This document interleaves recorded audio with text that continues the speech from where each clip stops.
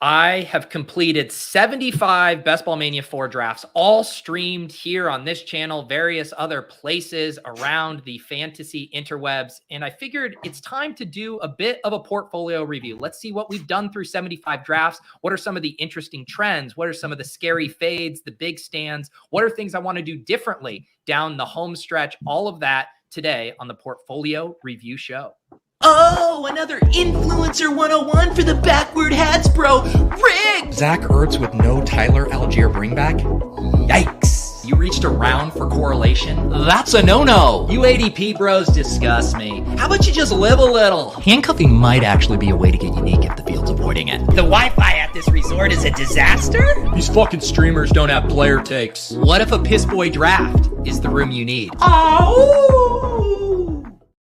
All right, and here to help me out today, we got multiple members from the Deposit Kingdom. Nick here, who I believe first time on the channel, he's been helping me out producing the randomizer, Best Ball breakfast shows, and also helped me compile a lot of this day-to-day. We got Jonathan, who you guys know over at Fantasy Life. We've collaborated on lots of Best Ball pieces over there and is also firmly in the weeds on Best Ball. And we do have Lou, who just dropped off very quickly as well. Here he is, Lou Dog. All members of the Deposit Kingdom, all Best Ball sickos. How are we doing today, guys?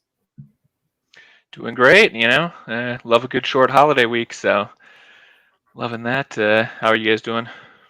Jonathan, is your headset, is that an homage to the original Best Ball Bros video when I was down in my basement saying you can't handcuff your running backs?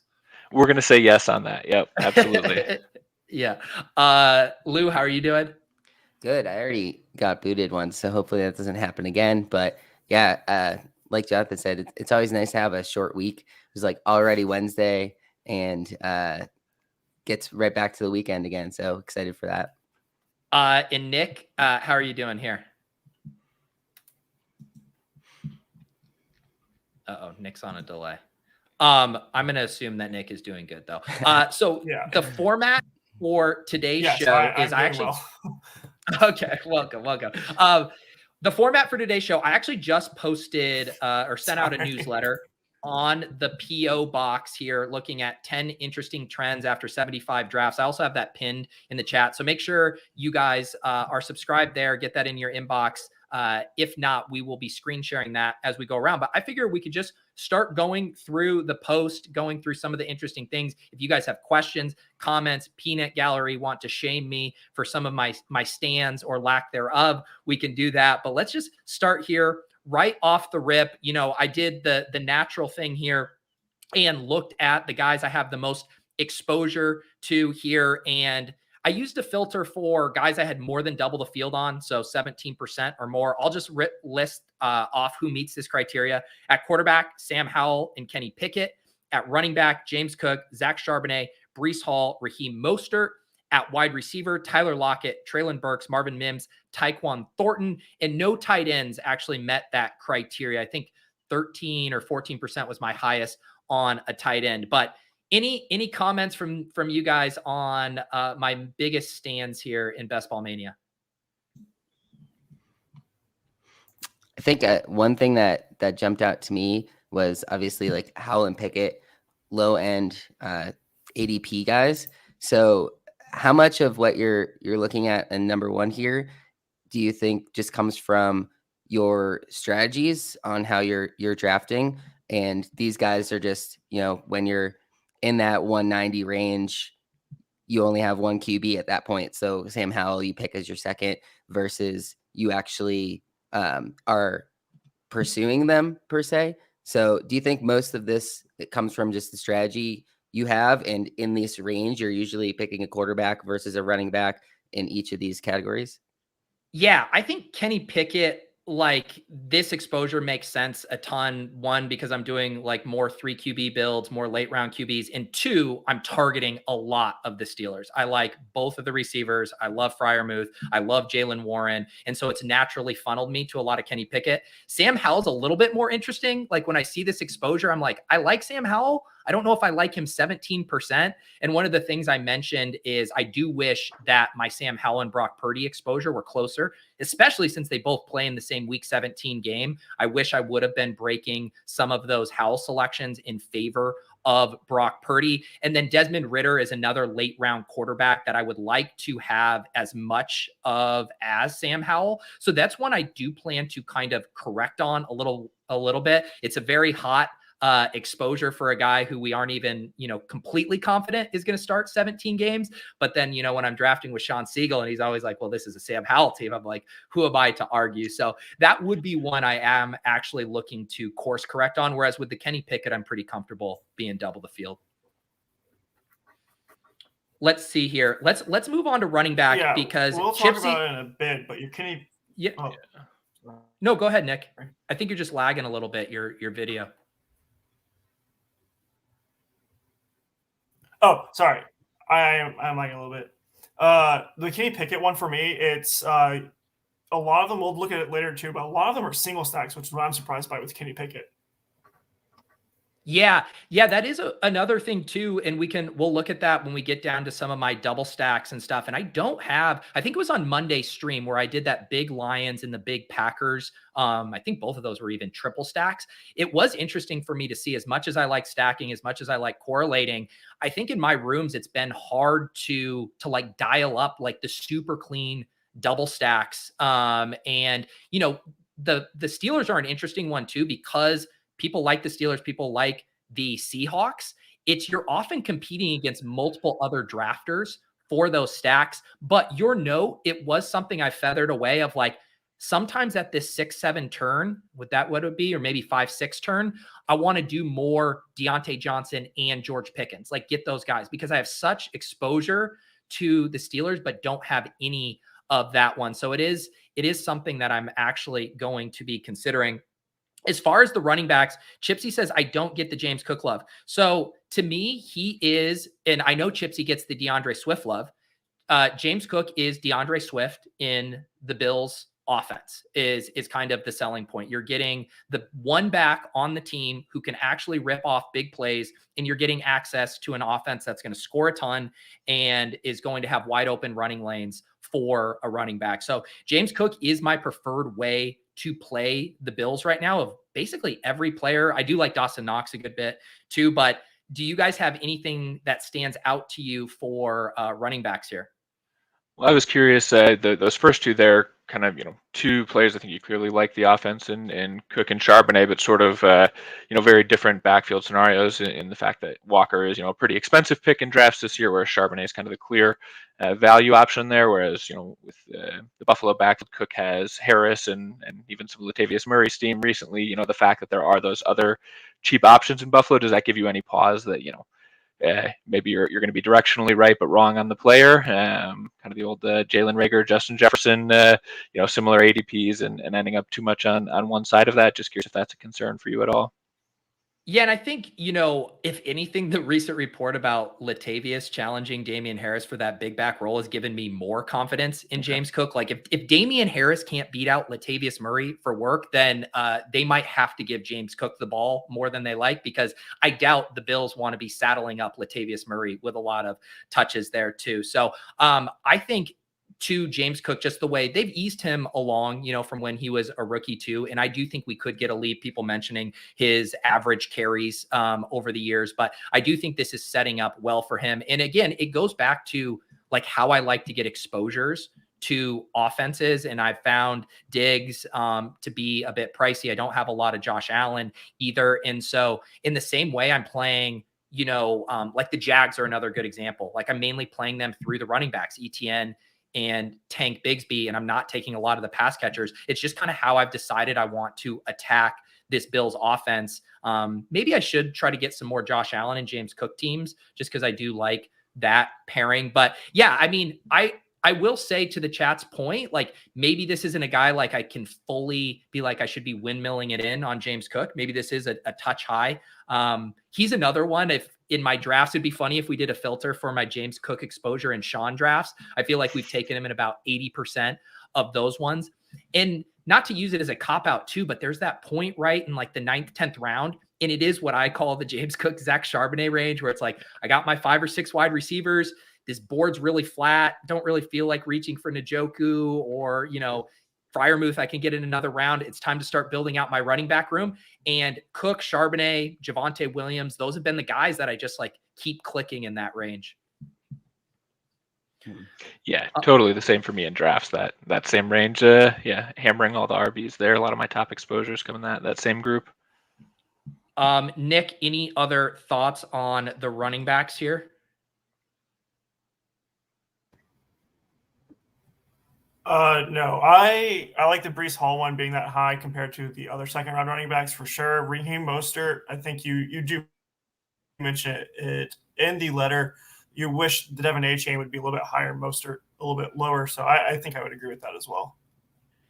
Yeah, and Nick saying, with so much Breece, who is your next highest top 3 running back behind? I should get the Best Ball Hub pulled up. Also, I got to give 2 shout outs. So for the tools that I used to compile this, I used the Fantasy Life Best Ball Hub, and I used Michael Dubner's tracking spreadsheet. You'll see as we dig in a little bit deeper, he had a bunch of data that he was able to aggregate through a spreadsheet, like how often I'm getting specific draft picks and all of that good stuff. So shout out to both of those tools, completely free. I link to them in the post, and I'll make sure they're in the show description as well. But let me do a little screen share here on my other running back so you can get a quick look at it. My next one would be Ramondre there. So Ramondre just missed the cut. And basically that comes down to, I like Pollard more than Breece and Ramondre, but he's also been the one that's been more expensive and has gotten pushed up more regularly into the late second round, whereas Ramondre and Breece Hall continue to chill out there. I'm trying to find my Pollard here. I'm at 11% Pollard, which feels, I wouldn't mind being a smidge higher on him, but again, just because in that range, I'm often trying to grab a wide receiver like Devonta Smith or Chris Olave. I haven't ended up with quite as much of him. Let's see here. We'll talk a little bit more about the Dolphins backfield in a second.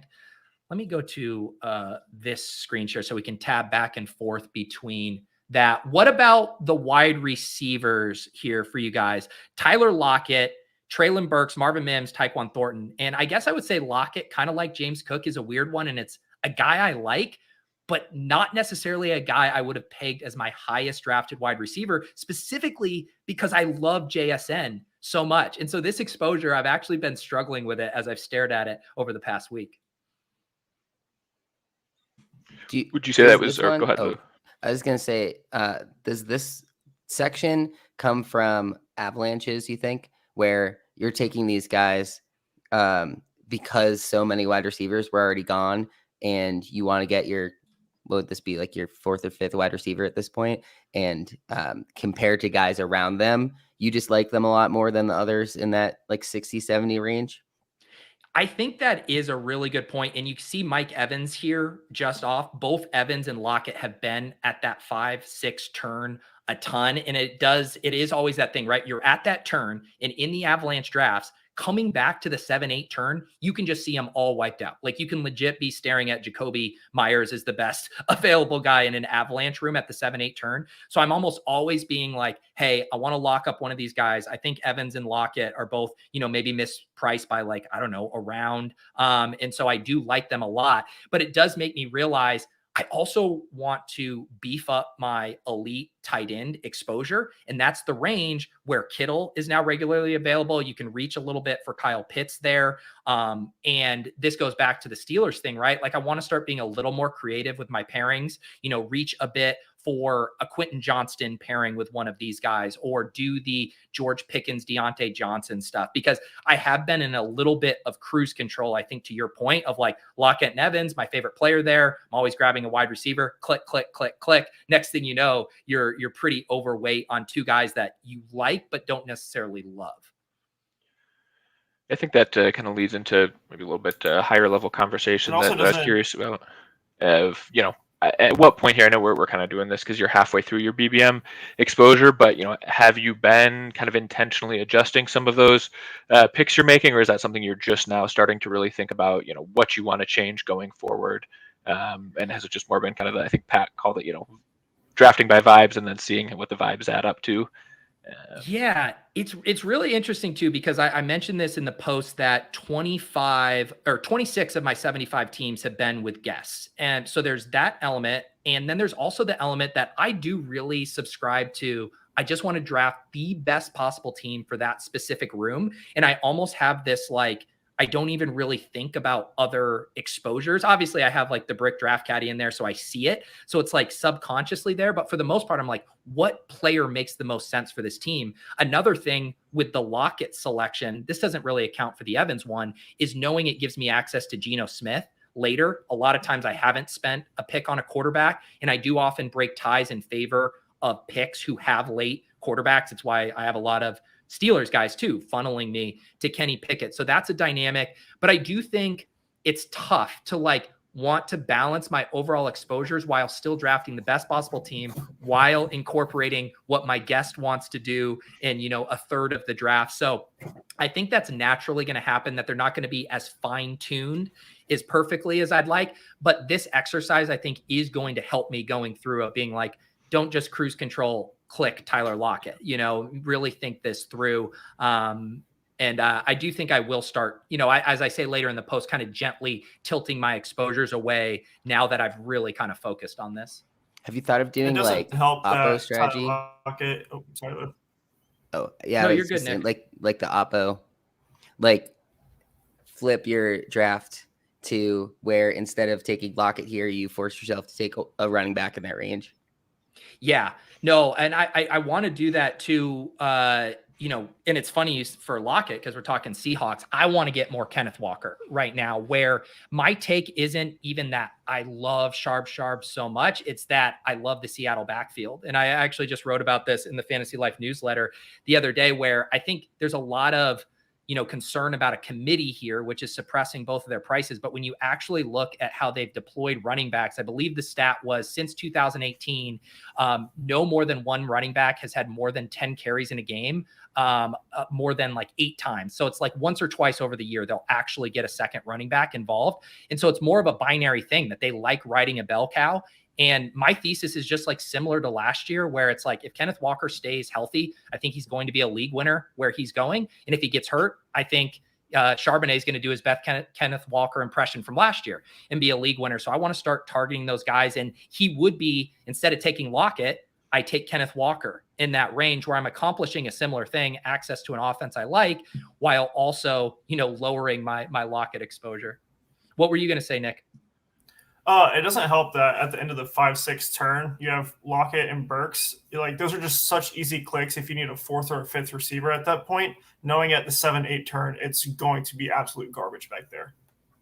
Yeah. Yeah, I definitely think that is a dynamic there too. And I've, you see me in my stream drafts, like I'm terrified of the Avalanche and getting boxed out coming back. And so now I think I want to just have more conviction in my take that essentially the wide receivers from the end of the 3rd round all the way to when like Treylon Burks and George Pickens come off the board. Like, I just think that's such a flat tier.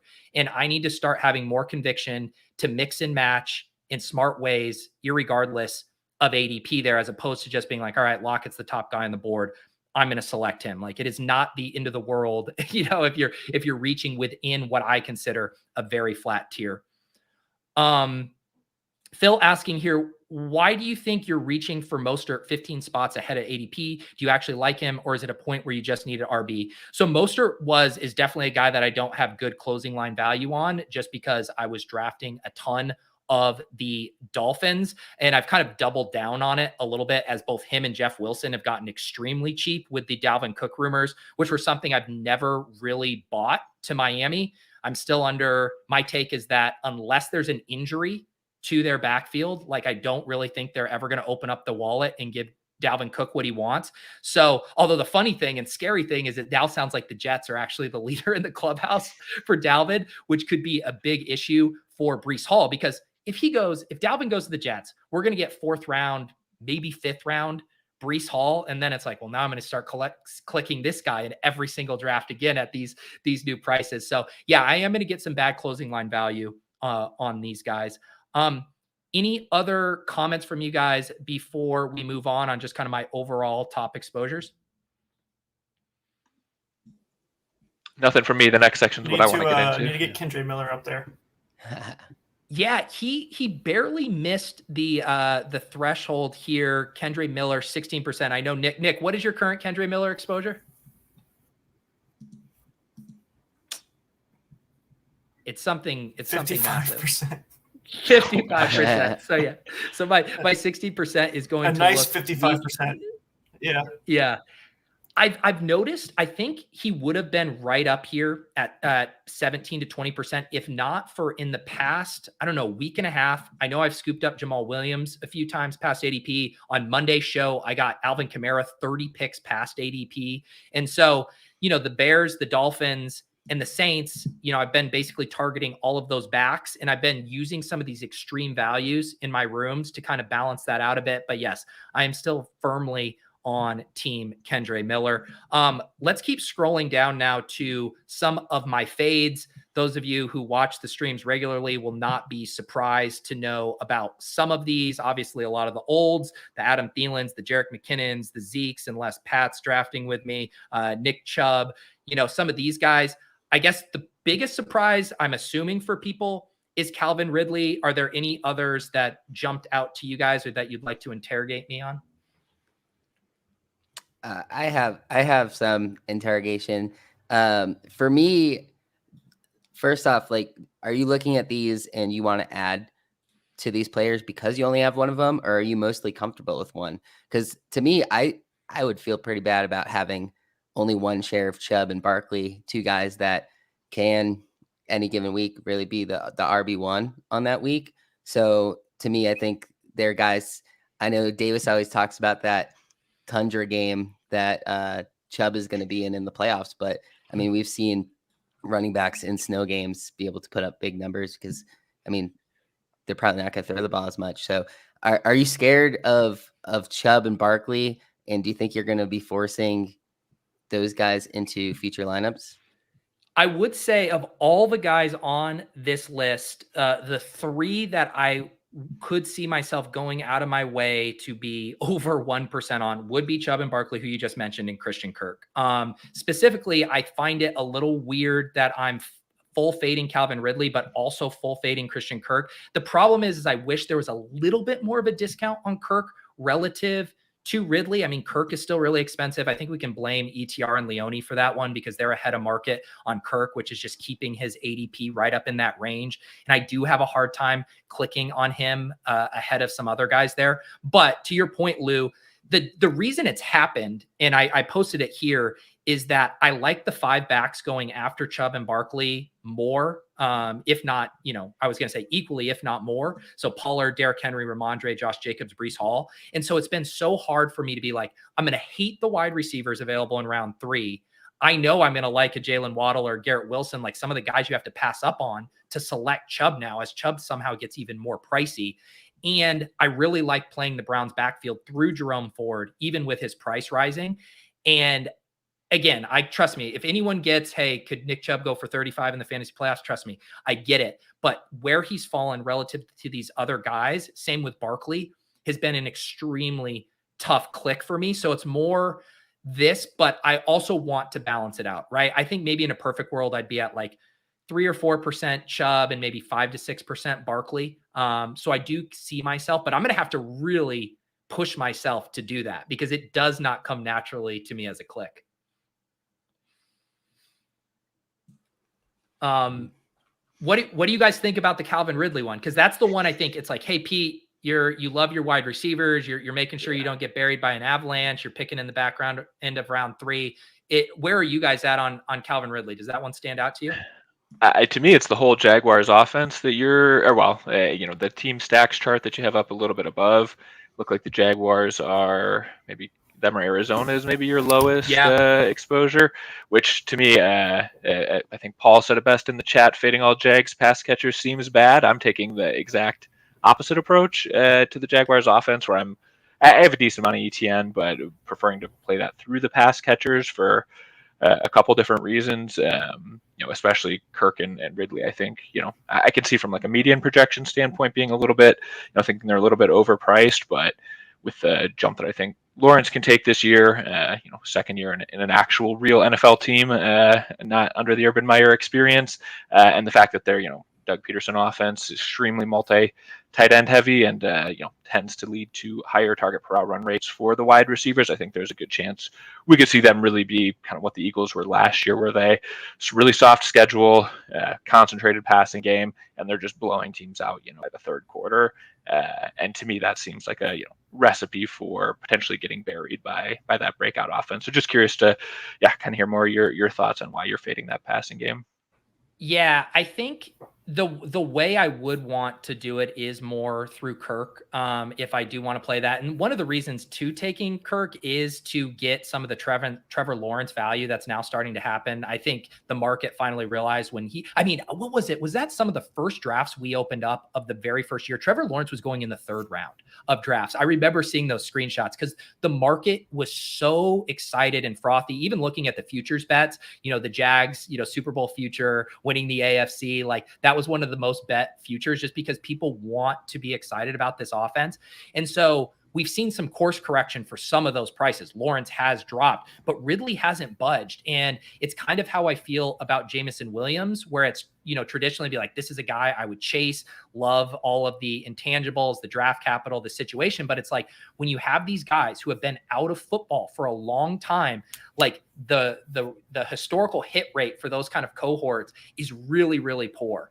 And I do worry that we're making some pretty big assumptions about Calvin Ridley just being the guy he was in Atlanta.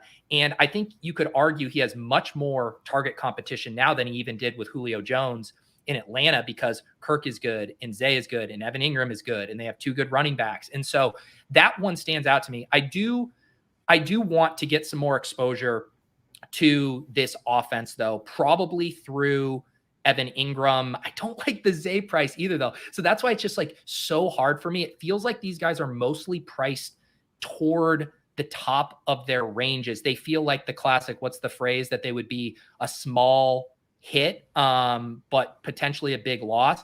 I guess the one thing maybe I'm not thinking through is like contingent upside, right? Like if one of these guys got hurt, like if Calvin Ridley's a flop or whatever, I mean, Zay and Kirk could just smash their ADPs again. And so maybe I should think of it more of a way to leverage my Ridley stand of like, if Ridley sucks and bombs, then who is going to benefit in that regard? But the truth is I've mainly wanted to do that. I want more ETN right now. And so I do think that's kind of my way of trying to target this offense. But I should be grilled about it because it's an interesting, to be out on Ridley and Kirk in the wide receiver avalanche meta on underdog is an interesting thing. Yeah. ETN might be some good leverage. Yeah. What were you going to say, Nick? I'm a huge Eagles fan and Clemson fan, so Doug Peterson and Trevor Lawrence together is like a dream scenario for me. So I'm pretty high on the Jags offense, and I probably too much so, honestly. So I need to, opposite of you, I need to scale back some because I have like 15% Calvin, like 13% Kirk. Same with like Trevor Lawrence and ETN as well. Yeah, and I do think like. Again, you can almost use the super flat tier argument at wide receiver as an argument in either direction, right? Where it's like, might as well take some Ridley here at this price. Where like, if I think, psychologically, if Calvin Ridley was an early 5th round pick, I bet I would be about even with the field on him.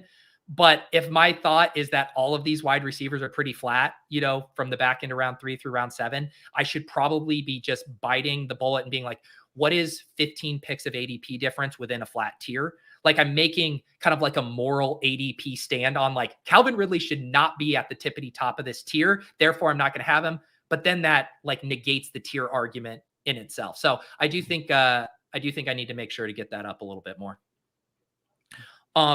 Okay. I don't think we need to talk about it. Like obviously Lazard, Beckham, Jacoby, no one needs to hear me say why I don't like those guys. Let's move on to where I'm picking in drafts, because I want to say over the past, 2 to 3 weeks, I've gotten so many comments. Do you ever get an early draft slot anymore? Because every time people watch me stream, it seems like I'm picking at 1-9, 1-10, and we can look at the data here and actually see if this is true. And it is correct. My most drafted slot 15% of the time is draft slot 10. And then I have draft slot 9 at 11%, draft slot 5 at 11%. So not a ton here at the top. My influencer rate, 7% influencer 101. So slightly below expectation here.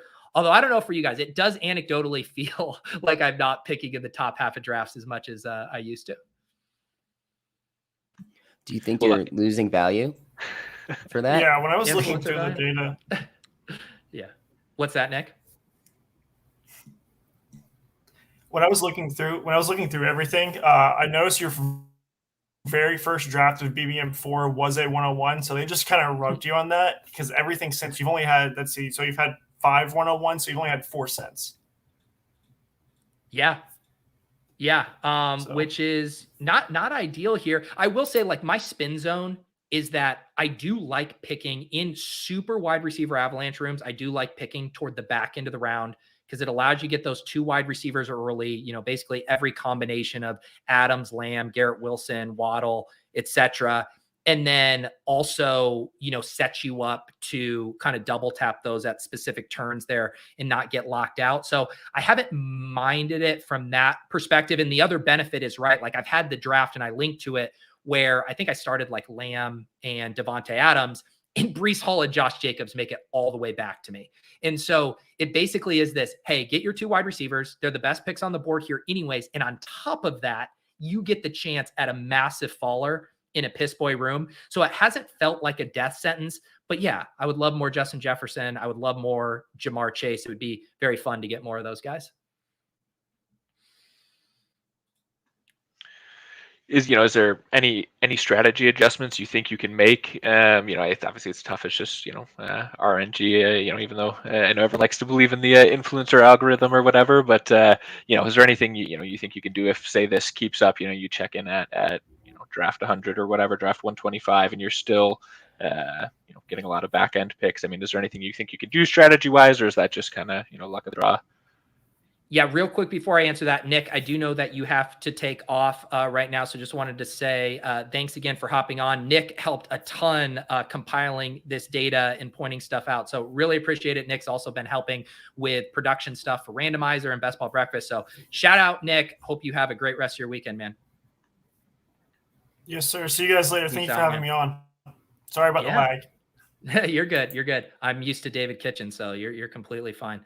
All right. So yeah, I'm trying to think if there is anything I would go out of my way to do differently. Obviously, you can't go out of your way to get like more Jamar Chase or Justin Jefferson if you're not getting those slots. But as far as the other stuff, I think looking at the first round picks, the guy I'm lightest on relative to expectation is Travis Kelce.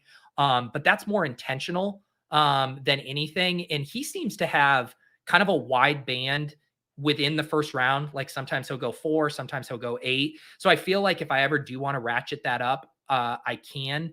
But yeah, I don't know about you guys, but I've just been finding like picks 5 through 8 or 9 to be just like a tough zone in general. I finally, Hilo got me to draft an Austin Eckler share on Monday. I wouldn't mind getting a little bit more of him. But again, it goes back to that dynamic. How many times in my rooms have you been able to get Austin Eckler, Bijan Robinson in the second round? And at the same time, I bought into what Sean said about, guys like AJ Brown and Diggs not being as strong of first round picks as we would maybe want to admit. So I just find that entire range after like Cooper Kupp and Tyreek come off the board to be pretty tough. Yeah. Yeah, it definitely looks like the chat's on the same page too. It's, which I don't feel like this has been the case in most other years, but yeah, I often feel like I'd prefer a pick at the end of the draft rather than in the middle. Yeah. I feel like it's kind of nice though that you have more picks in that range though, because you can spread out the exposures a little bit. You can pick Eckler at 7 if you want, or you can reach for one of those wide receivers if you're expecting it to be an avalanche room. So maybe that's kind of a bright side of having more picks at the second half of these. Yeah. And I do feel like the 1 and 2 slots are maybe still a bit of a cheat code because it gives you, first of all, you get the 2 best wide receivers in football. You can often catch if you want to go with the double anchor RB, you can often do like a Pollard Ramondre combo with one of those top guys, where it's like the fact that you're able to get access to 2 running backs with legitimate top 5 upside and one of the top 2 wide receivers does seem slightly unfair to the rest of drafters. And we will see, it's been the whole debate. Are these running backs ever going to get pushed up? I would like to see them pushed up just so the 101, 102 bros don't get that giant advantage. Like let's get Pollard and Ramondre and Brees going in the mid second so they can't unlock those builds quite as much. All right, let's move on to some of these other nuggets. As I've said, this post that I'm screen sharing is from my P.O. Box newsletter. I also, guys, I've been having some dark thoughts about threading some of these trends on Twitter, just some really dark thoughts. And I need to know, should I just let the stream and the newsletter post speak for itself, or do I need to get into the thread game on either Elon or Zuckerberg's site? Yeah. I think thread. I mean, you've seen Davis has 100K views on his threads that he's been posting. I think this could be one. Do you think it's too niche? That's the other thing I've thought of with this even being a thread. Put that on my tombstone. Here lies Peter Overzet in parentheses. Do you think it was too niche? Story of my goddamn life. No, but that is also the thing. It's like, is there any, there's no way this thing's going viral. People be talking about how I have one Bear Dolphins RB in every draft. No, they want to know what if I had to reframe each of these through a thread lens? It was like these 3 league winning backfields that you'd be a fucking idiot to ignore. That's how I would need to do it, I think. Yeah, I mean, I think your clickbait game is strong enough from all the newsletter writing. I think you could come up with something good there. Got faith. You go. Yeah. Do you have it? I guess you'd have to. I think it would have to be different than how this one's set up, where it's more like you figured out which strategies are the best, or I think it's more of a takeaway is what the thread would be better for versus I took 0% Calvin Ridley. That could be one of them. Why? More so than just the data itself. Yeah. How I plan to win $3 million. I think that'll just get you plenty of engagement on its own. All right. I'm going to have to continue to think about this. All right. Next one here. So this one I've written about, I've talked about it. You've seen me draft Dolphins, Bears, running backs, and basically every draft. The Saints could almost make this list as well, because I consider these the 3 ambiguous backfields where all of the running backs are going after pick 110. And I think there's pretty big upside. I'm just not as heavy on Kamara and Jamal Williams to kind of thrust them into this specifically. What is your guys' thoughts on this? Because to me, it still seems obvious, targeting whichever of your preference from these backfields. I did get a teeny bit spooked for a hot second with the Dalvin Cook stuff, but then saw through the bullshit.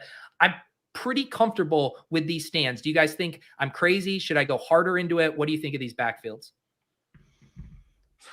I'm right there with you on Miami. I haven't done the math, and I'm guessing that would be my highest kind of cumulative ownership of a backfield. I'm not quite there with the Bears. I could definitely see the arguments for it, and that's probably one that I do need to bring up my exposure on. So I mean, I don't think you're crazy at all, and the Dolphins I think are a clear smash.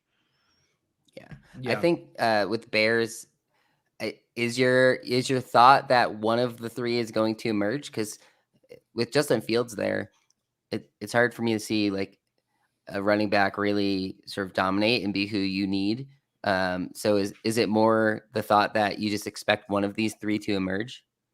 So I do think with both of these teams, and I kind of mention it in the post, that I really think one guy's going to be the odd man out. Unless you're just this insanely prolific rushing offense, it's going to be hard to support 3 running backs. But I do think 2 of these running backs can either, deliver on their ADP or outperform it, just the status quo, not even injuries, just based on how the depth chart shuffles out. And then you feather in the contingent upside of one of these guys going down. And, I think Raheem Mostert and A-Chain, their kind of outcomes are probably more mutually tied together. If one of those guys gets hurt, I do really think the other could just be a stone cold league winner from where they're being drafted. Roschon Johnson is probably like the biggest enigma out of all of these guys. Like, I feel like we don't know a ton about him just because of how stuff played out in college. He might have the inside track to the pass catching role in Chicago, which then you could argue, is that going to be even valuable? But, you know, to your point, Lou, even with Field stealing stuff, I mean, this team was one of, not just last year, but like historically one of the most run heavy teams in the league. And they rush the ball almost 60% of the time. I think we also do see, and I don't know if I'm just bullshitting here, but, you know, we've seen Lamar's rushing rates each year go down a little bit as they try to protect him a bit as a franchise quarterback. I don't know. Maybe Justin Fields doesn't run as much this year. They just draft Roschon. Maybe they do kind of establish it with these guys, bring in Deontay Foreman a bit more. But I just really feel like these are small miss, big win picks where you're going to get some standalone value in most scenarios, and you could just get league winning smashes in basically any contingent scenario. Yeah. So most of it has to do with just that they're essentially 0 RB candidates, and it's sort of, you expect at least one of these guys is going to work out for you. So you're just going to sort of spreading it, going off of these offenses, basically. Yeah, and I think the other thing that this dovetails with too is just going back to how, and this has been very much informed by Leone's research on dead roster spots, and old Peter would have been drafting way more 17th and 18th round running back flyers like all through draft season. It would have been like Izzy Abanikanda, come on down, Chase Brown, come on down, all these guys that, if we're being honest with ourselves, we don't know where they are on the depth chart. I would have been taking some fucking Ronald Jones to start the draft season, all of this stuff.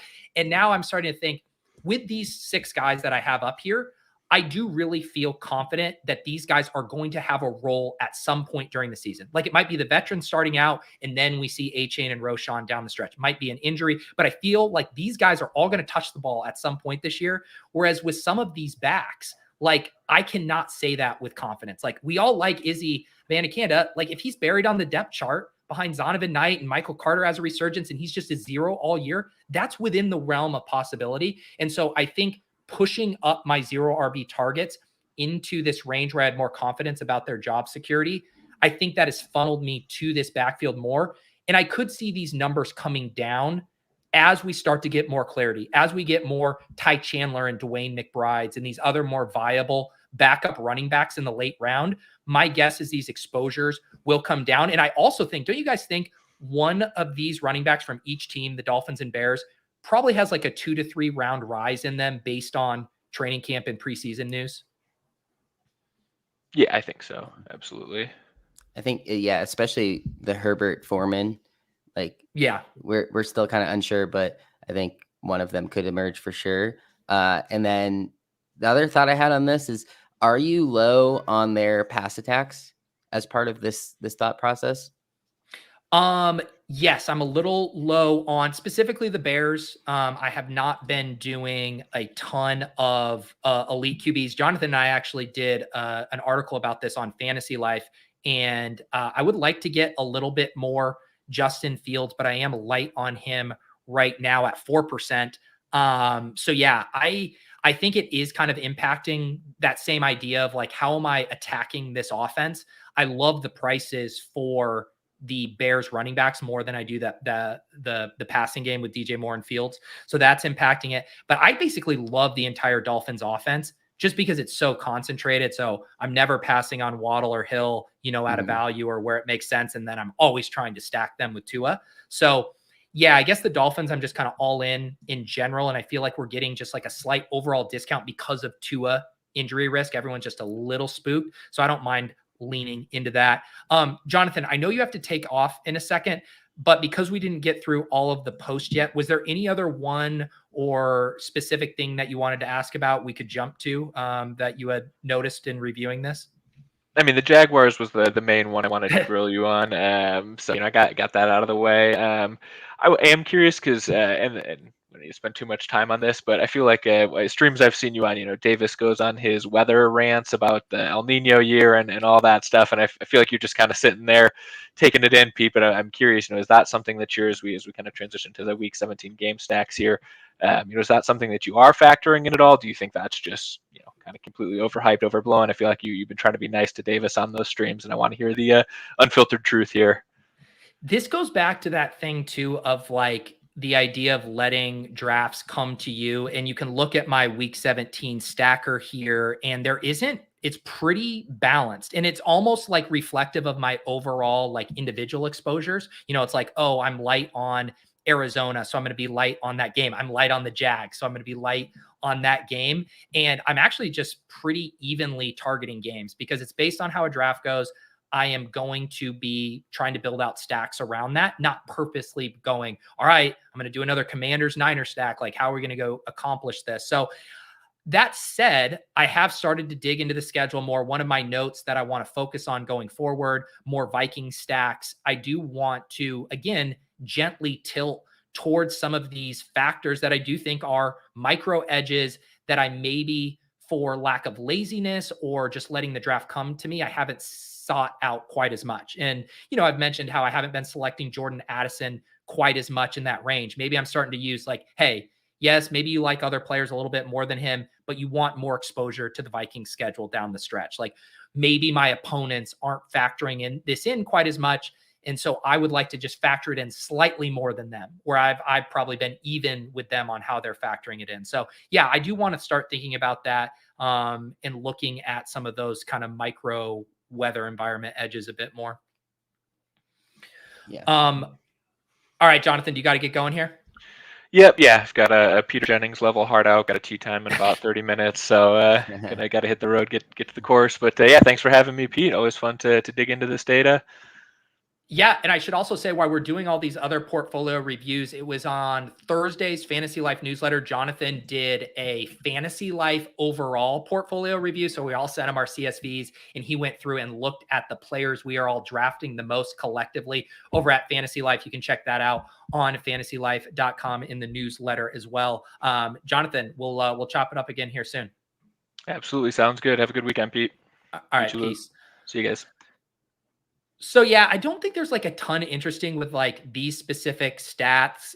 The reason the Chargers in Denver pop out so much is because I have so much Marvin Mims, and you can see all the various Chargers I've mixed and matched him with. Is there anything else here, Lou, before we move on that's interesting? I did have an interesting thought on that, where Denver is your highest exposure team, but none of their players were highest on there.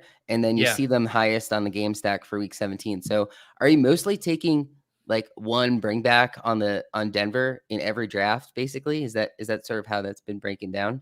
Yeah. And I do think it's tilted more of like, I have more Denver stacks. I've done some Russ. I don't have as much Herbert and stuff. And that was why it was fun when Hilo got me to draft that Herbert Eckler team the other day. But I do think this stack is more driven by Denver stacks, and then, grabbing one Charger, along the way. You can see here, like Keenan's a guy I've selected a lot, Everett, a decent amount. I really like Quentin Johnston. So I'm basically getting those guys as part of a bring back in Denver stacks, as opposed to I'm doing Charger stacks and then tacking on a Denver bring back. So most of this comes from Mims specifically. Yeah. And so that's kind of cool how you have it broken out to specific to Mims. The Jason Moore one, that's just like last round kind of dart throw, or is that mostly when you already have Herbert, or are you taking him one off? Now that you say that, I'm like, why is there a Jason Moore share in here? This one team. This might have sneaked. Do you know what this might have sneaked in from? A randomizer. Yeah, this snuck in from the randomizer draft with Jason last week. That's what that was. Okay. So basically what I ended up doing, so the way the Best Ball Hub works is you can upload your overall exposure CSV that has all your teams. Then I reran it with just my Best Ball Mania exposures, but I took that screenshot, the old one, because I was really like, did I seriously select Jason Moore unironically? That's boosting my numbers. Exactly. Randomizer. Okay. Am I actually a value hound? It's so funny because I do really feel like my behavior in these drafts has been like super polarized, where a lot of the time when I'm drafting, I am a true value hound, and I've been loving to scoop that up. And then I draft with Sean, and I'm the opposite of a value hound. It's just like, fuck ADP, man. Sky Moore, 30 picks ahead of ADP. Tyquan Thornton, 35 picks ahead of ADP. So you can see here on the screen, best value instances, worst value instances. And I should also say, this is not strictly pick number minus current ADP. It also includes cost adjustment based on historical pick values. So this is a little formula that Dubner has in his spreadsheet. So that's why you don't see Alvin Kamara at, minus 30, because it is valuing a cost adjustment here. But I thought the interesting trend from this, Lou, was maybe with one or two exceptions, like a guy like Rondale Moore, the best value instances are guys I don't really like, and I'm using the value as an excuse to get exposure. Whereas the worst value instances are the guys who I think have such a wide range of outcomes that they could just blow the ADP out of the water and thus could help, justify or soften the blow of the reach. But does anything else stand out to you from these guys? I mean, we see Wandale on there 3 times. So like his value just his ADP value dropped a lot. Are you taking any thoughts from this potentially for like next year, as far as like Madison obviously was a guy who there was the talks on Dalvin resigning or not. Do you think you're going to try to get ahead of some values like that next year? Yeah, not having more Madison is definitely a mistake. Like, I should have been less stubborn with it. Like, it was this weird dynamic, right? Where everyone knew Dalvin Cook was gone, and yet the market still, myself included, hadn't fully baked it in. And I should have just said, like, this guy's destined for the 5th and 6th round. Start taking him some more in the 9th and 10th or wherever he was going before.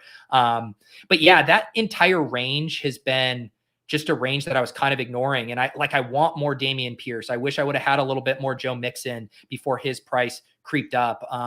There's a couple guys in there that I would like a little bit more of. So yeah, the Madison one I think was a mistake, not taking advantage of that market movement. I'm willing to be exposed to some bad CLV on guys like Wan'Dale Robinson, in that, the market is really efficient at pricing these second-year breakout profiles. But if there's something that throws them off the scent, like Wan'Dale getting hurt last year, like Tyquan Thornton being in a bad offense, like Alec Pierce being in a bad offense, like those 3 guys, and I believe if we look here, I have a decent amount of Alec Pierce as well. I'm really buying the dip. Yeah, Alec Pierce here at 16% on these guys who I don't think, if we had seen just a little bit more from them or they were in slightly better environments, I think they'd be going 4 to 5 rounds higher than they are now. So I'm okay getting bad CLV on those guys. On the running back ones, I'm a little more upset that I didn't capitalize on it more. Yeah. Thank you, Tyler, for always being my hype man in the chat. I assume most of you guys have been watching my streams, but if for some reason you aren't, I have been streaming all 150 of my Best Ball Mania drafts. We're also doing a giveaway when we hit 15K subs on the channel. Lou has been doing a lot of work with me on editing the shorts. We got the full court press going this best ball season. So get subscribed, hit the like button. We'll be back on Monday for another doubleheader best ball breakfast. Lou, let's move on here to number 7. Oh no, I thought I was a 0 RB, bro. We look at my overall roster constructions here for the structural running back strategies. 0 RB, 12%, anchor RB, 37%, double anchor RB, 21%, and then the modified anchor RB at 30%. Are you shocked that I'm no longer a true piss boy? I mean, look at the team that won the BBM last year. It was double anchor RB, right? It sure was. Yeah. Remind me what the hyper fragile would be. Is that first one in like the 12th round? How late is that? I believe it's 3 through 5. I actually want to pull up the draft I did with Chris G, who I think G's still hanging out in the chat. I think it just barely missed the qualification for hyper fragile. I believe Dubner's probably classifying it as 3 through 4. I think I want to look at the team that G and I did, because we took Eckler, Bijan to start, and then we took Kenneth Walker, but we might have gotten such a good deal on Walker that it pushed us out. Here we go. See, yeah, Walker at pick 64. So I consider this a hyper fragile build. The less running backs, essentially. Exactly. Sorry. Yeah. But because we got him in the 6th round, it didn't flag it. This got flagged as a double anchor, even though in my mind, this is like a hyper fragile build, 3 running backs early, 4 total. So you run into some of those like qualifications based on how you have to tag this. But to me, this isn't surprising relative to how I've been drafting because of the running back value at the 2-3 turn, really liking Breece Hall, really liking Ramondre Stevenson. And on top of that, the options for wide receivers in the early 3rd round, like in my draft rooms, T. Higgins is always gone in the 2nd. And you almost have to really reach to do a 0 RB build from the first 4 picks of the board. Like you just have to be like, all right, I'm taking Keenan Allen at pick 3-4. I'm taking Deebo Samuel. Maybe I start to take some Calvin Ridley here for the people. So as much as I like 0 RB, as much as I'm trying to stay ahead of wide receiver avalanches, it's actually been tough to do 0 RB without like, I'm fucking doing 0 RB in this draft. Yeah, it's interesting because I feel like the way that ADPs have somewhat changed this year versus last, where a lot more of the wide receivers and QBs going early, you leaned into elite QB, and then you're taking somewhat of the elite running backs, where it's like that value is dropping. But is that due to a lot of the elite wide receivers? You want to pair them with their QB? Yeah, and it's funny too because I think I'm not super heavy on my premium stacks, but I was starting to grab like Josh Allen and backdoor stack him, grab Patrick Mahomes and backdoor stack him. So we'll see some of my premium stacks. I believe it said, and we can check the post, that I had 0 Kelsey Mahomes, like that I hadn't done that one yet, but I have, lots of Kelsey by himself, Mahomes by himself. So yeah, I think that is a dynamic that's happening. Let me pull up. Someone was asking what the 2 quarterbacks. So the way Dubner defines it is an elite QB would be before round 6. QBs, 2 total QBs would be between round 6 and 12 would be 2 QBs in the window. So all of my like a Daniel Jones to a team, a Deshaun Watson, Aaron Rodgers team, like that's going to be the 2 QB in the window and then punt QB. And I think overall, I wouldn't mind tilting my exposures down the stretch more to 2 QB in the window and more to punt QB. Just because I'm still struggling with the elite QB prices. I capitulated a little bit to the market, but I do think I want to have a little bit more conviction on the mid-range and late QBs as we go. Yeah. And I wonder this is the way these were defined have sort of been defined as previous years too, but do you think elite QB might need to change? Like, I feel like round 6, like, I don't know. I think of elite QB as probably the top 5 guys, like those guys who would be picked in the first round of Superflex. Yeah. Like out to Burrow, or I guess Lamar, like Burrow, Lamar, that range. But this is including a little further out, right? Yes. And this gets into the whole thing. This is why the ADP bucket concept by Leone is actually the most elegant way to do this, because you have to do some, like, to make this work in a spreadsheet for Dubner, like you got to have some like kind of formula being like buy this round for it to spit it out. But like all of these builds are more like where or how much capital did you spend overall? And so even this goes back to even Pat's team, right? Like his anchor RB, double anchor RB team was still in one of the bottom buckets for total capital spent at the running back position because he waited so long to take his 3rd running back there. So it's not a perfectly elegant way to splice this, but I do think it is fun to like look at like how many times have you not drafted a running back through 5 rounds or whatever. It gives us like, I would say directionally accurate representation of how I've been drafting, but it can't perfectly capture how I'm really approaching stuff. I mean, the best, most informative thing here is probably wide receiver 5 by round 10. 80% of my drafts, I've made sure to get those wide receivers early. And that kind of, regardless of which structure I'm employing, I'm generally trying to do that. Yeah, because basically you're saying by round 10, you have at least your elite QB, 2 running backs, 5 wide receivers, and a tight end. Like that's basically your goal for each of these. So are you, when you're looking at wide receiver 5 through round 10, why is it round 10 and not say like round 8? I feel like a lot of your drafts, you're probably getting them even earlier than 10, right? Yeah, I think so. This was so when Dubner and I were working on the video about the anatomy of the $1 million lineups and looking at King Caps and Karain, we were using wide receiver 5 by round 10 and looking at some historical win rates for that. But yeah, for sure. In my drafts, like it's wide receiver 5 by pick 84. That's what I think about through 7 rounds. That's when you can maybe capture a Rashad Bateman, Zay Flowers, Elijah Moore, and then the cliff happens. So yeah, I assume this percentage would actually be pretty similar through 7 as it is through 10, just because in my rooms, the round 8 and 9 wide receivers are never very attractive. Yeah.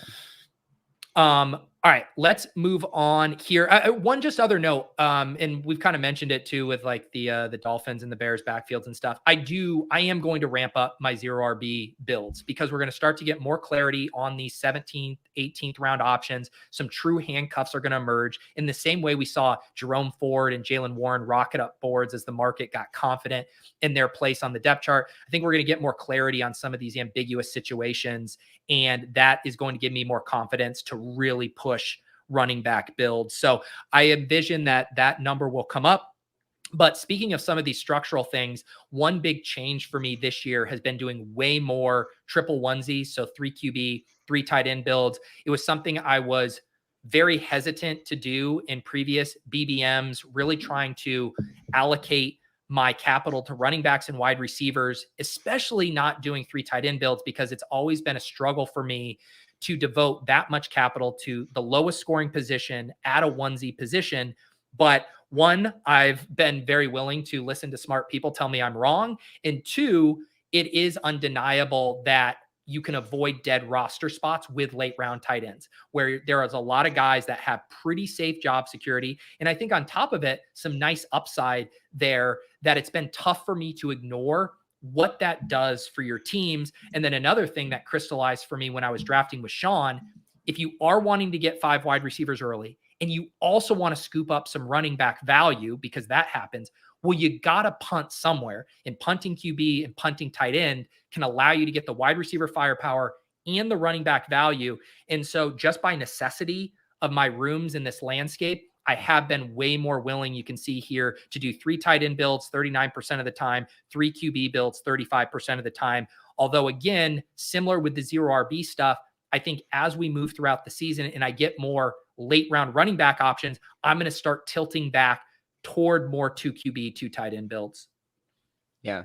And a lot of those kind of goes with what your exposures were. You're probably taking Pickett, Freiermuth towards the end of drafts, and, Daniel Jones and his wide receivers are later in the drafts. And do you think there's going to be much ADP movement once camp starts?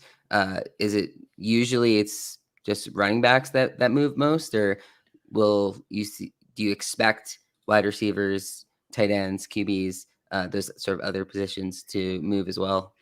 My thought is the movement is going to be fucking wild across the board. And my 2 reasons for that is, one, the amount of intensity with people drafting best ball teams is greater than we've ever seen before, which therefore means more people are hawking news, trying to react to trends before they fully materialize and get baked into the ADP. And like one simple example of that, we were looking at my bad Wandale closing line value. That's all because Paris Campbell caught a few balls at OTAs. And Paris Campbell flipped Jalen Hyatt and Wan'Dale Robinson, who remain way better asymmetrical upside bets than Paris Campbell. And yet that is a product of the news hounds drafting on underdog. So if that example is any indication, I really think the draft board could get just completely flipped on its head at some points as we go throughout drafting season. I think it's going to be wild. Yeah. Yeah. I'm trying to think outside of like injuries and player news like that, like it's obviously going to move, but it's funny. Like we saw it with Kyle Pitts, right? Where like you see what he does in like he catches like one deep ball from Desmond Ridder, and then all of a sudden Ridder goes upwards too. I saw that he was one of the guys you wanted to add more of on Ridder. And is that mostly because you don't have that much Kyle Pitts or Drake London, so you haven't really been picking Ridder? Because is he all that much different from a Pickett or a Howell? Like, I guess Howell's a good example of these guys that haven't really had the number one job yet. They're still young. on not great offenses per se, but a lot of people feel like Falcons is one of the teams that a lot of people are high on in general compared to last year, that they think they're, picking over on wins totals and just think the overall offense will be better. Yeah, I do like, and I kind of mentioned it where I want to get those late round quarterback bets that in Sean Siegel wrote a really good article about this on RotoViz, but the main like screener is like, which of these late round guys actually have good weapons at their disposal? And like Ritter has legit weapons. I mean, Bijan, London, and Pitts is such a sick crew of weaponry. And I want to make sure I'm getting access to him. And I do wish, one, I have more Pitts. I want more Ritter, and that'll help me balance out my exposure to Howell and Pickett. I was kind of saying, I want to shift some of that Howell to Purdy and Ritter, and get access to these breakout quarterbacks who do have good weaponry around them. And yeah, I want to get more 2 tight end builds. I'm really trying to get more Kyle Pitts. And I think I might, I've been playing the value hound game. Like, man, sometimes he slides to pick 80, like, should I try to get the value? But it's like, I might just start biting the bullet in the early 6th round, mid 6th round, and start scooping up some more Kyle Pitts. I do have to mention this 1% for tight end. We do have best ball thought leader David Kitchen in the chat. This is a product of a Swolecast mission where I was tasked with drafting 4 tight ends. I would never do that on my own volition. I have capitulated to big 3 tight end. I will never capitulate, other than a Swolecast mission, to big 4 tight end. I personally don't find like the specific roster constructions 2-4-10-2, 2-5-9-2 to be that interesting, but is there anything that jumps out to you here? No, I think that it kind of goes with the chart above, where you're pretty much just taking 8 or 9 wide receivers on most drafts. You're taking 5 or 6 running backs on most drafts, and then just 2 or 3 QBs, and it just formulates from there. There is a note on there, or I'm not sure if you put it in here, but I believe your highest exposure was the same breakout as Pat's team last year, the 2-5-8-3, right? Oh, geez. Is it now? Or now was it's it going to seem like I'm copying him? Yeah. No, so are you trying to not necessarily mimic, but a lot of the higher advance rates are your higher exposures? Is that just a product of how you're drafting, or are you trying to have higher percentage of these, 3-5-8-2, 2-5-8-3? I think the reason why I'm less interested in these specific constructions is that I've had way more flexibility with like pick 16, 17, 18 of being like, let's just take the best player available. I've like made my structural decisions through 15 rounds, essentially. Like, this is my structure. And then those last 3 are going to get mixed and matched. Maybe toss on a 3rd tight end, maybe a 3rd quarterback, maybe an extra running back in this build, even though you used 5 picks relatively early-ish. Maybe you do an 8 running or wide receiver, even though you took 7 early just because the stack's here. I think I've just been way more malleable with that there aren't constructions where I'm like going out of my way. I will say, like, my favorite construction to do in general is a 2-7-7-2 build, which is funny because I'm a little light on this compared to others, but that's just where you're going with the 2 quarterback, 2 tight end build. This lends itself really well to what would just be my ideal construction, which is a 0 RB build with 6 wide receivers early, 5 wide receivers early, an elite quarterback, elite tight end, and then you spray and pray at running back in the back stretch. And I think we can pull up a team. I believe I did one with Herzig on when I did the ETR stream. That was a pretty classic 2-7-7-2 that I liked. Yeah, here's the team. A Lamar Jackson, Kenny Pickett, has George Kittle at tight end. So you get the elite quarterback, the elite tight end, wide receivers, Adams, Amon-Ra, Deebo Samuel, JSN, Bateman, Flowers. So getting 7 wide receivers before pick 85. There are 6 wide receivers, and then spray and pay at running back, A-Chain, Charbonnet, Kendry Miller, Jamal Williams, Raheem Mostert, Algier, Gus Edwards. Like, this is like my favorite team to build, but Lou, my draft rooms do not let me build this on the regular. Yeah. So is it because you are on the ETR stream and there's different people watching and they're different in there? That's interesting. Do you think, and this is something I've been thinking about when watching some of your streams, do you think that your rooms are potentially better to be in to get some of your guys and some of your stacks because a lot of other people are like-minded? Or do you think it's worse because you can't build something like that 2-7-7-2 that you were just looking at? Yeah, I mean, I do think it's like impacting my structures. Like, I just wrote up for Fantasy Life a slow Bulldog draft. I did a $500 one, and I had a team that I never would have been able to build on stream, where I was able to do the structure I wanted, which was like a modified anchor RB. Kenneth Walker was my first running back selection in round 5. I was able to get all my player targets, where it's just like, look, I like Kendre Miller, but someone in my draft room is going to like him more than me. I like Kyle Pitts, but someone in my room is going to like him more than me. And so, yeah, I'm naturally getting pushed to slightly different constructions and slightly different player targets than I would just select perfectly in a vacuum, all other things considered. And in some ways that's frustrating. In some ways it's fun to get naturally diversified in ways I otherwise wouldn't, because I saw my teams last year and I drafted a ton of the same players, ton of the same structures, and it didn't quite work out for me, and again, there's so much variance to that. It's hard to pull out what was the root cause of that. But I legitimately have been enjoying getting pushed to these different structures, getting pushed to different players. And it's like every time I do a draft, like this draft with Hilo, I was like, man, I would have never have drafted a team like this. Every draft with Sean, it's like, holy shit, what's going on? But I do think it's going to give me some really fun overall texture to my portfolio. Yeah. And I think it could be interesting if someone like Herzig went through and did a similar breakdown of his and see how close it is or different. Obviously this is only 375 of them. I'm guessing you'd probably do some sort of exercise like this at the end of 150 of them. But are you taking some of this and saying, like you just said there, like you want more 2772, you want more of the different structures from above? Are you going to go in and potentially, I mean, I know you said you don't like the 4T tight end build, but at the end of the day, if a lot of your opponents are doing that, do you think maybe you should have some more exposure to it? Yeah. And I do think it's going to dovetail nicely, because knowing that there aren't a lot of running back targets late that were viable has pushed me into these other constructions, being like, hey, I like the quarterbacks late, I like the tight ends late, therefore I'm going to focus on this.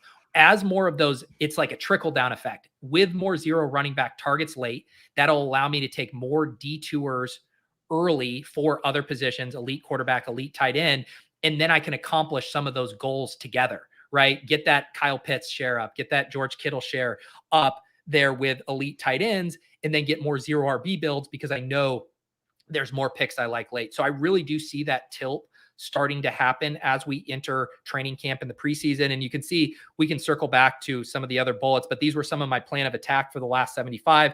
Obviously more 0 RB, more Kyle Pitts and elite tight end builds, more Brock Purdy and Desmond Ridder to match Pickett and Howell, more JSN to match Lockett, because I do prefer JSN to Lockett, but I have way more Lockett right now. So I'm going to work on that. More Viking stacks, which is basically a placeholder for more schedule and weather related builds when possible. The Lions, the Colts are obviously teams I've been building on. It's funny that Anthony Richardson didn't come up in this exercise at all, because I had such a hard fade on him, but I've really started to boost my exposure in the past couple of weeks, because I'm starting to get Anthony Richardson well past pick 100. I think I got him at pick 118 the other day. So I imagine I'll end up being pretty even with the field, if not slightly over, if he continues to drop. Because I that was probably one of my biggest wins, as far as being patient with getting access to a player, where I did not chase Anthony Richardson up. His ADP has finally slid back down, and now I'm going to be able to pack my bags at a much more reasonable price. Yeah, it could be interesting to look at the CLV chart for Spags with Richardson. Wasn't he was taking him at like 70? Is that where he opened? Yeah. I don't want to dunk on Spags too hard without him around for me to dunk on him to his face, because that's my preferred way to dunk on Spags. Yeah. But it's just like, it goes back to it, but I'm sure Spags still has conviction in the same way. I'm like, I have no problem having bad CLV on Wandale Robinson, where it's like, we're all going to be stubborn with our picks. But at the end of the day, even if you like a guy, you would rather have them at a cheaper price. Like that's the way. And we're going to miss out on some, and we're going to be right on some. Let's just circle back to, I believe this last section we didn't hit was kind of my favorite stacks. We talked about Kenny Pickett to Pat Freiermuth is my most drafted stack. Kenny Pickett, my most drafted QB. And it's been Freiermuth that I've gotten the most of. I like Johnson and Pickens. It's just because they're more expensive, I'm often only getting one or the other. So they're kind of pulling exposure from each other. And then if you miss out on one of those, I'm often selecting Freiermuth by himself, knowing, hey, Kenny Pickett's available as a backdoor stack. And so the combination of Freiermuth's price and then loving Kenny Pickett has kind of surprisingly led to that being my favorite stack. And I like it because I want to bet on the Steelers being an undervalued offense. And I think if there's one or two tight ends that could realistically finish top 5, I think Pat Freiermuth is one of the guys outside of those top 8 or 9 guys who could crack that list. Yeah, and we saw last year he was the touchdown guy for them. And obviously the one Najee share that you had was on a Pickett team. Have you thought about taking Najee outside of Steelers stacks? And it's sort of like you're still betting on the offense, but you have so much of the pass game already that what if Najee has a 3 touchdown game or something? Yeah, I'm trying, I of course have so little Najee. I'm going to try to pull it up here and see. I believe I've only taken him one time and it was a pretty extreme value. What was it here? This draft, I got him at pick 55. So wow. I think, and I do think that is going to be the thing I struggle with Najee so much. And it's not just like doing a bid. I want 0% of this guy. It's that if I'm taking a running back in that range, I prefer ETN to him. I prefer Jahmyr Gibbs to him. And I prefer Kenneth Walker to him. And so it's just, even if I'm making that detour for a running back, it's rarely going to be him. So it has to be like the perfect storm where it's like those guys are off the board. It's a piss boy room and Najee falls to the 5th. Like, sure, in those scenarios, I'll get some exposure. Although I should give a plug tonight. I'm doing Best Ball After Dark with Eagles, one of the most high volume drafters on Underdog, and a noted Najee Harris super fan. I assume we're going to end up drafting a BBM4 team tonight on Best Ball After Dark. So maybe I will get my second Najee Harris share tonight. So yeah, it's a combination of a bunch of factors kind of leading to that. But it's like, man, I love Kenneth Walker so much. I feel like Kenneth Walker is the Najee Harris play, but like better in every way and also cheaper. And so it's just so hard for me to make that click. Yeah, I get it from that point of view. And, as Ryan's saying, like, do you want to make too big of a bet on the Steelers offense? Because what if they just aren't, they're basically what they were last year and maybe they don't get that much better? You don't want to be stuck too deep. Do you think are you happy with your exposures to all these teams? Obviously, like some of the teams that you have the highest exposure to with like Denver and Pittsburgh obviously didn't have great offenses last year. Are you concerned about that at all? Or are you pretty comfortable with trying to sort of buy the dip on them?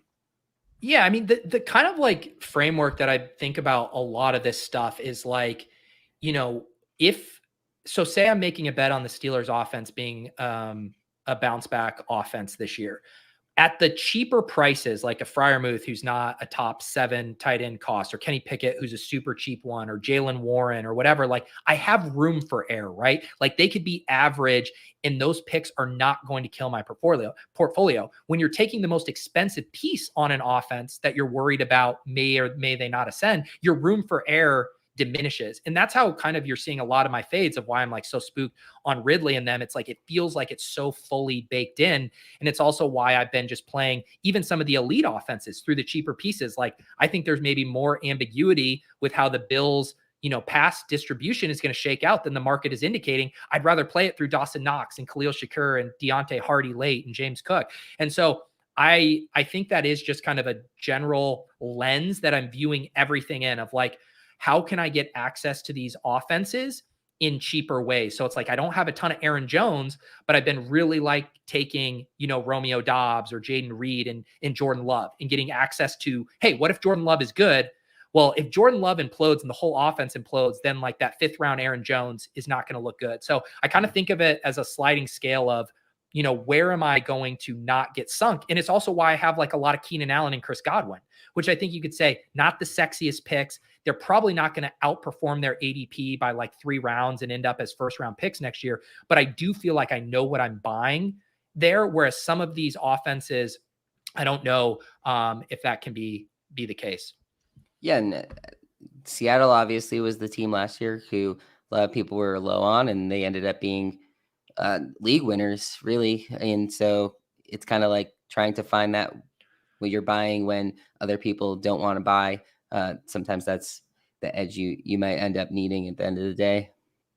Let's look at the last thing here. I had a stacking nugget here, which I do not have many of the premium stacks. I've been kind of, I started off the offseason being like, I really don't like doing these at all. I have started to do more of like the Bengals version of it, just because Burrow being a slider into the 5th round sometimes I think makes it a little bit more palatable. But you can see here, I have 0 Kelsey Mahomes, AJ Brown Hurts, and Andrews Lamar. I would love, these people post these screenshots of their Andrews Lamar at the 3-4 turn. And I'm like, not in my rooms. 1 Diggs Allen, 3 Hurts Devonta Smith, which makes sense. Smith and Hurts being 2nd, 3rd round as opposed to 1st and 2nd round. 5 Burrow Higgins and 6 Burrow Chase. I'm not too spooked about this. Like, I still have my Kelsey, I still have my Mahomes, I still have my AJB Hurts. I'm just not spending it all on that offense up at the top. So I'm pretty comfy with being underweight these premium stacks. Yeah, I think I almost would be more concerned about having 0 from these versus the only 1 Chubb and Barkley. But if a Hurts or Mahomes team gets to the final, wouldn't they have probably had one of those, either Kelsey or Brown on it? I think of last year as a good example on like teams that I got through. I think I had 6 teams get to that 2nd round where they were all Mahomes or Hurts teams, and all the Mahomes teams had Kelsey on it. All the Hurts teams had more Devonta on it, but Devonta or AJ Brown. So do you think like a Mahomes team can get you there without Kelsey on it? Yeah, I think so. And it again too, like there's different ways to combat it. And I will say, like, the reason this is happening too, it all comes back to the wide receiver avalanche era, knowing like if I'm taking more than 2 detours away from wide receiver through 7 rounds, it's really, really hard. I will say because of that, Mahomes, Kelsey, that's 2 detours right there off the start, right? Like away from it, which means no running back value to scoop up because you're just having to catch up at wide receiver. At least with Mahomes and Allen, without the premium, there's so many options later throughout the draft. I mean, there's like a Chiefs wide receiver every other round through the double digits. And so that's why I like those backdoor stacks more, especially with like, yeah, maybe we should be factoring in an age cliff a little bit more for Kelsey. Maybe we should be factoring in that like Diggs isn't commanding the target share that we'd like him to be, and that like playing this through the cheaper pieces might be more optimal. I would say the Eagles are maybe the exception where like they are so concentrated through Smith and AJB, where I understand why people want to do that. But when I still think through, I think the premium stacks are a smash for the regular season. I think it's going to help your advance rates. If those offenses are as good as we think, you're going to be very happy with that. But just the way that you need to finish first out of 16 in back-to-back weeks, like you are going to need your premium stacks going nuts for 3 weeks in a row. You can ping pong it, right? You could have Hurts to AJB for 40, the next week Hurts to Devonta Smith for 40 and make that work. But it's just a tougher needle to thread when you've devoted that much draft capital. Not to mention, if they smash in the regular season, you are going to show up with so many other teams with those same players. So it's just been a little bit harder for me to stomach. Yeah, it's like you're in the spy and you have the 50% Tony Pollard on that week, and everyone else has them, so you really have to get different elsewhere. The other thing to note here, which a lot of people try these double stacks with these upper end guys. You have none of that, right? I know you did a video on it, but do you think any of these double stacks, like they won't work with these quarterbacks, but do you think the double stacks later on in the draft with some of these higher end, like wide receiver ones that are going early, like I don't know, Dak, let's say, like Dak with Lamb and Cooks, do you think those could emerge? Yeah, because there's, I don't have like a specific rule that I'm doing, but basically if you're having to devote, 2 or 3 of your top 4 picks to the same offense, I just don't like that the way this tournament's structured. So in that example, right, you're using a 1st round pick on CeeDee Lamb, but then Cooks is an 8th round pick and Dak can sometimes fall. Especially one nice thing about that, Lou, too, is if you take Lamb and Cooks, like Dak is almost for sure going to fall. So you're going to get a big deal on that. Even if you take Jalen Waddle and Tyreek Hill, like Tua is almost for sure going to fall. So the fact that you can get that other piece at a really massive discount makes that more palatable to me. It's really just those ones where you have to use 2 of the first 3 or 3 of the first 4 picks on one offense. I get uncomfortable with it. Yeah. I guess that's sort of my thought is like these QBs kind of blew up higher up because of these elite double stacks working in the past. So I wasn't sure if you still thought that double stacks could work like that. The higher cost ones. I think so. I think it's so crazy, right? Is like we have all of this data and you look back and you saw how these elite premium stacks, how, beneficial they were. It was 2 years ago that you had that, like if you had the Burrow, Higgins, Jamar Chase, I mean, you were just flying to the Best Ball Mania 2 finals. The difference is this is the first year we've seen the cost of the quarterback in those premium stacks being this expensive. And I do really think it is going to impact advance rates, that cost, the opportunity cost of the running backs and wide receivers you're passing on to complete that is pretty high. And so it will be really interesting to review in retrospect because we just haven't had an era of best ball data where the quarterback prices have been this expensive. Yeah, that'll be interesting to see in Fantasy Football Garage is talking about that in the chat where people are taking Tua naked. Do you think that could work? Because I mean, there were some weeks last year, like you don't know if it was Waddle or Tyreek, but one of them kind of had to be paired with Tua to really work. So I don't know about Tua naked. I talked about this with Sean because we've had a couple times in my drafts with Sean where it's like, I think the 2 examples were like Russell Wilson slid like 40 picks past ADP and Aaron Rodgers slid like 35 picks past ADP. And I was like, Sean, you want to scoop up this value here? I mean, we need a quarterback that's pretty good value. And he was always hesitant because he's so conscious of how does this team win in these playoffs? And we know how important stacking is. So my thought is scooping that value probably for sure helps your advance rates out of the regular season. You're going to build stronger teams, more resilient at the position, but you're probably capping your upside in the fantasy playoffs. Now, I think you could argue with some of those guys, hey, you can go get Mecole Hardman and Tyler Conklin unless Paul's in a draft with you and build out that double stack as a backdoor. Same with, you could grab Marvin Mims and Dulcich or Tim Patrick to round that out. So just because you don't have the stack right away, but one thing I noticed when drafting with Sean is he sees the board from immediately those first few picks. And he already knows like, these are the games I'm building around. This is how I want this team to really lever itself up. And he's just like not going to get blinded by an ADP value, throwing him off the scent of a team he actually thinks can come together in the right way. Yeah.